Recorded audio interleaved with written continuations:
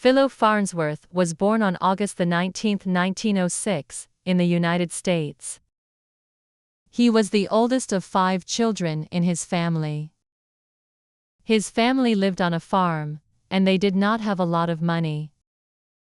Even though they were poor, Philo's parents believed in education and encouraged him to explore his interests. Philo was a curious boy. He loved to learn about science and technology. He spent much of his time reading books and thinking about how things worked. Philo was especially interested in electricity and how it could be used to make new inventions. When Philo was young, he had a dream.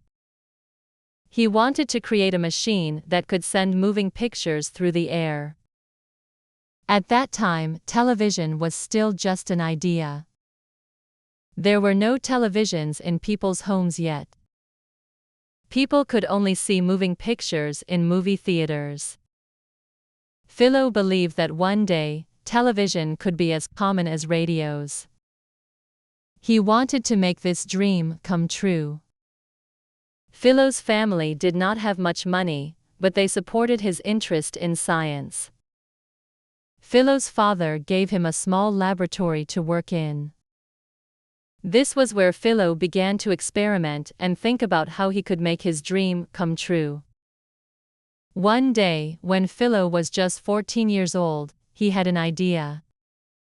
He realized that if he could break a picture into tiny parts, he could send these parts through the air and then put them back together to form a moving image. This idea became the foundation of his invention. He started working on this idea seriously when he was in high school. Philo was a very hard worker. He spent many years experimenting with his invention. In 1922, when Philo was 16 years old, he wrote down the basic plan for his electronic television. His teachers were impressed with his ideas, but they didn't think he would be able to build it. Despite their doubts, Philo never gave up on his dream. He continued working on his invention, even though many people thought it was impossible. When Philo was 21 years old, Philo made a major breakthrough. He created the first working electronic television system. Philo was able to use a technology called electronic scanning. This system could send images as electrical signals instead of using mechanical parts. Philo's system was much more efficient than the mechanical systems people had tried before. In 1927, Philo successfully demonstrated his television system for the first time.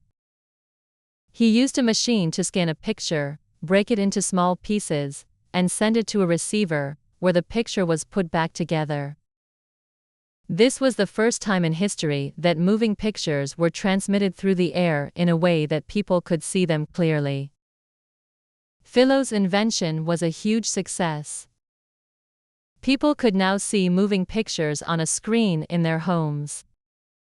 This invention changed the world forever. It opened the door for the development of modern television. Philo Farnsworth became known as one of the fathers of television. He received a patent for his invention in 1930. The patent covered the electronic scanning method, which was the heart of the television system.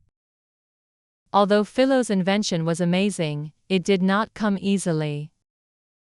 There were many challenges along the way. Philo had to fight to protect his invention. At the time, there were other inventors who were also working on television. One of these inventors, named David Sarnoff, worked for a company called RCA. RCA was a large company that wanted to take credit for the invention of television. They tried to claim that Philo was not the real inventor. Philo had to go to court to prove that he was the true inventor of television. It was a long and difficult battle, but Philo won. The court ruled that Philo Farnsworth was the true inventor of the electronic television. In 1939, RCA began to publicly recognize Philo's role in the invention of television. But by then, many companies had already begun to use his ideas without paying him properly. Philo did not make as much money from his invention as he should have. This was a big disappointment for him. After Philo's success, television became more popular. It quickly grew into a business. Television stations began broadcasting shows to the public. In 1939, the first official television broadcast took place at the New York World's Fair. People were amazed by the new technology. Soon, people all over the world were able to watch television in their homes. Philo's invention helped bring entertainment and news to millions of people. However, Philo did not make much money from his invention.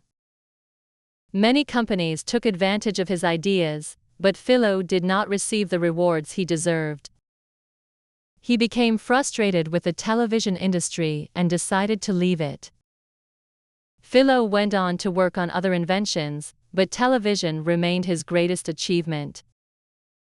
He worked on inventions related to radar, electron microscopes, and other technologies. Though Philo's contributions to science were many, television remained his most famous and important invention.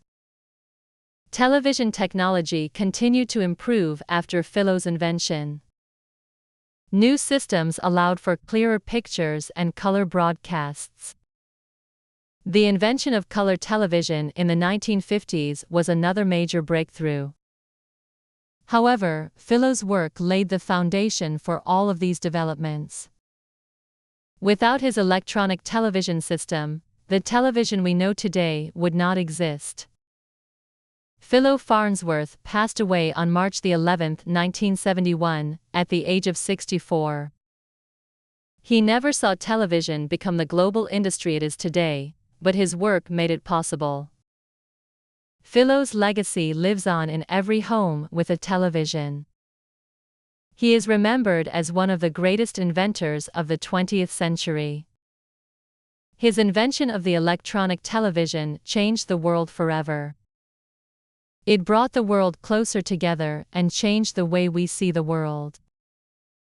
Philo's dream of bringing moving pictures into people's homes became a reality, and his impact can still be felt today.